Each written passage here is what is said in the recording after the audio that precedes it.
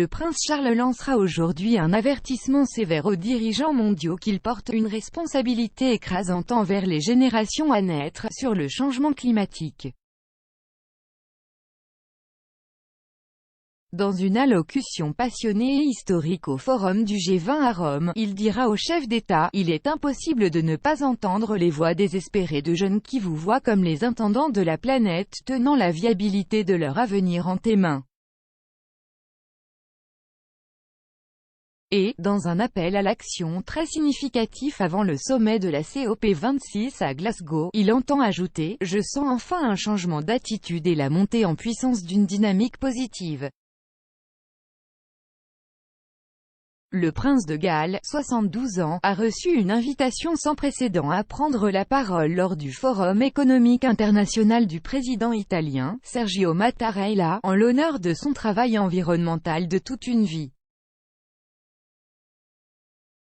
Aucun royal n'a auparavant parlé aux dirigeants mondiaux d'une scène aussi importante et son public comprendra le président américain Joe Biden et, via une liaison vidéo, le dirigeant russe Vladimir Poutine et le chinois Xi Jinping. D'après un extrait de son discours, Charles les implorera « Il faut, maintenant, traduire les belles paroles en actions encore plus fines. »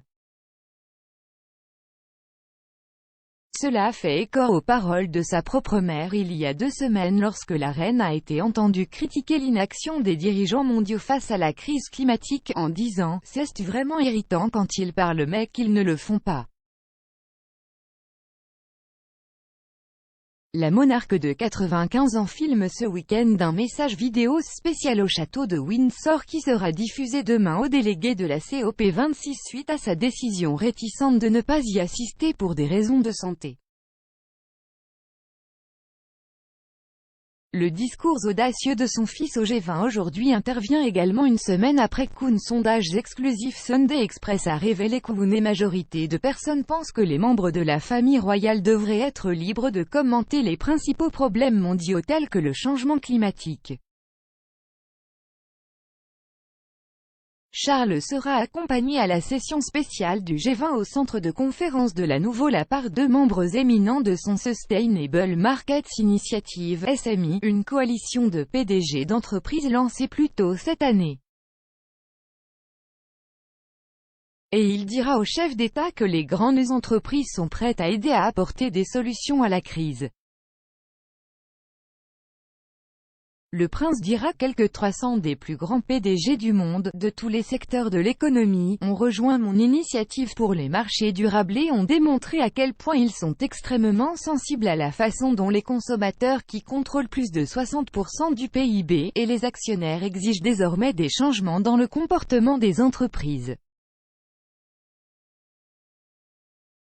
Lors de son discours, Charles devrait ajouter que, s'il se sent positif après avoir consacré un demi-siècle à des causes environnementales, il a prononcé son premier discours sur les dangers du plastique à l'âge de 19 ans, il pense qu'une action immédiate est désormais cruciale.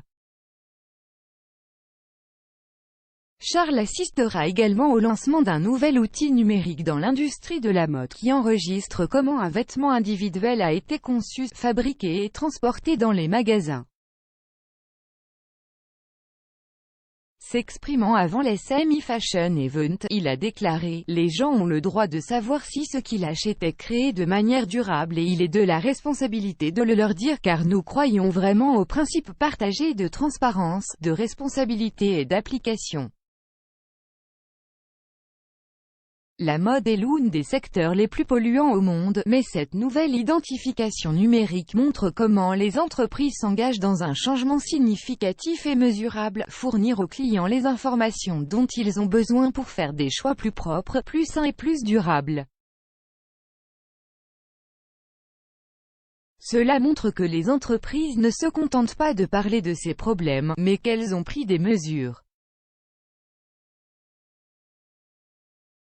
Charles devait assister hier soir à une réception et à un dîner organisé par le président Mattarella au palais du Quirinal de Rome, où il rejoindra également les dirigeants mondiaux pour une photo de groupe. Demain, Charles et le prince William doivent co-organiser une réception commune pour leurs projets environnementaux personnels avant d'assister à une soirée avec les épouses Camilla et Kate pour marquer le jour d'ouverture de la COP26, au cours de laquelle le message de la reine sera diffusé. Charles et William ont également l'intention d'entreprendre plusieurs engagements distincts à Glasgow cette semaine. Plus tôt ce mois-ci, Charles a déclaré « Je suis très fier de mon fils » après que William a lancé ses récompenses annuelles Earthshot Prize dans une émission télévisée en direct. Pendant ce temps, le duc et la duchesse de Sussex ont demandé aux dirigeants du G20 de mettre fin à la pandémie une fois pour toutes en s'efforçant de vacciner la population mondiale. Le prince Harry et Meghan accusent les pays riches de ne pas avoir donné aux pays les plus pauvres l'accès aux vaccins dans une lettre ouverte au chef d'État à Rome co-signée par le directeur général de l'Organisation mondiale de la santé, le Dr Tedros Adhanom Ghebreyesus. La militante suédoise Greta Thunberg, 18 ans, est arrivée à Glasgow en train depuis Londres hier soir pour la COP26 et a été assaillie par une immense foule de supporters. Et avant le sommet, l'archevêque de Canterbury a déclaré que son résultat serait la vie ou la mort pour des millions de personnes. Justin Welby, qui a travaillé dans l'industrie pétrolière avant d'être ordonné, a déclaré que les pourparlers étaient une chirurgie d'urgence pour le monde et que les dirigeants devaient agir pour toute la famille humaine.